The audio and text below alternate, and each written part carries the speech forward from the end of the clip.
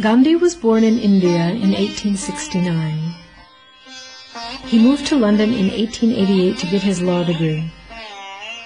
His interests brought him to study religious texts, and he discovered Tolstoy's thought and was especially struck by The Kingdom of God is Within You, which he defined as one of the few works capable of immediately transforming someone.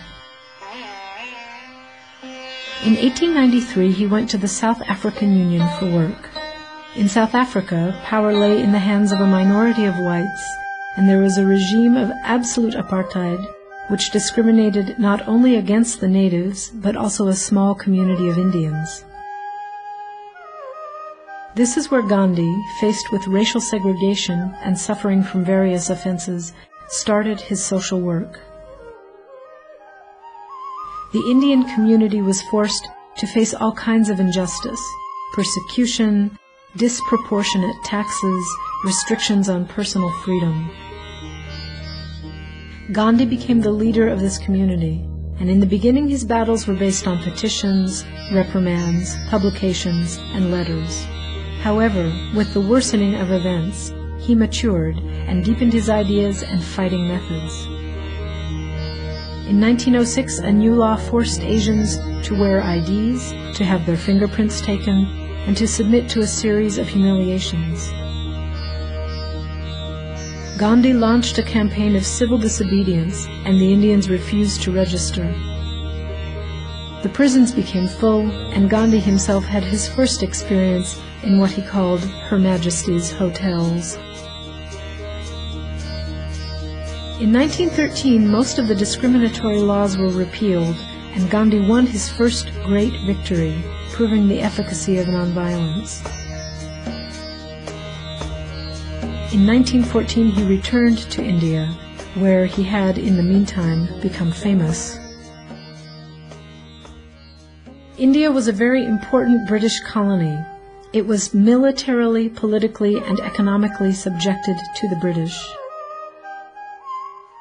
The British exploited India's natural resources, making great profits, but the country remained poor. Discontent was widespread throughout the country, and the Indian Congress had no political power of any kind. Thanks to Gandhi's leadership, the Congress acquired a different role in what became the process of Indian independence. The Muslim component became a part of it, and most importantly, it changed from an elitist movement to a mass movement. Nonviolent campaigns launched by Gandhi, which he called Satyagraha, that is, the force of truth, were supported in the whole country. Disobedience to unjust laws, demonstrations, and especially non-collaboration with the English government were practiced. Government schools were emptied, conflicts were solved outside the courts, whoever had administrative jobs left them, and English products underwent a boycott. Old Indian looms were dusted off to produce clothing, and thus, by not buying from the English, the colonizers were hit where it was most important to them, the economy.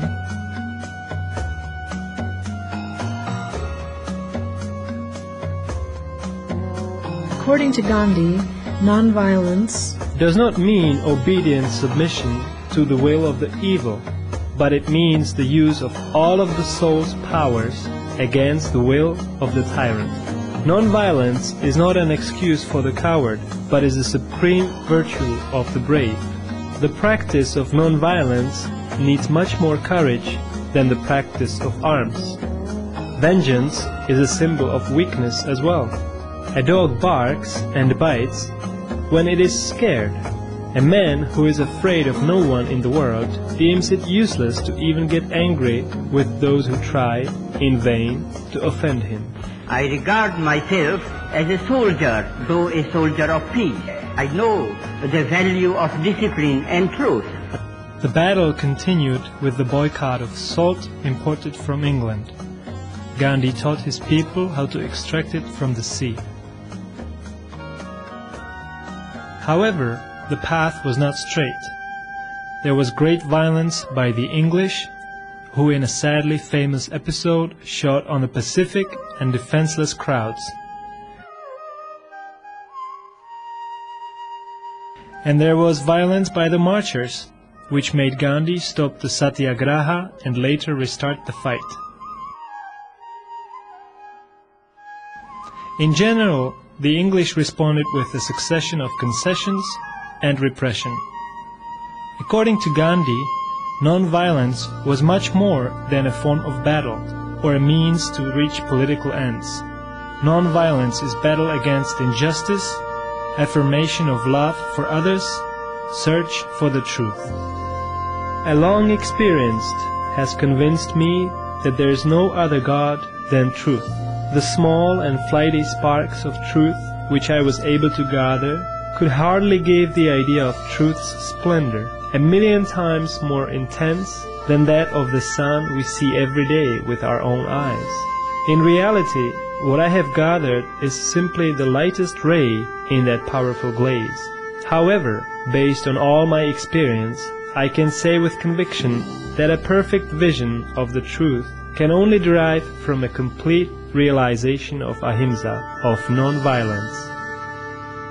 This difficult path brought India, at the end of the Second World War, to independence. It was not the independence which Gandhi had dreamed of. The country divided itself into Pakistan with a Muslim majority and the Indian Union with a Hindu majority. In precisely this atmosphere of religious violence, Gandhi was killed by a Hindu extremist in 1948. However, he had already shown the world the great power of ahimsa, the great power of nonviolent struggle.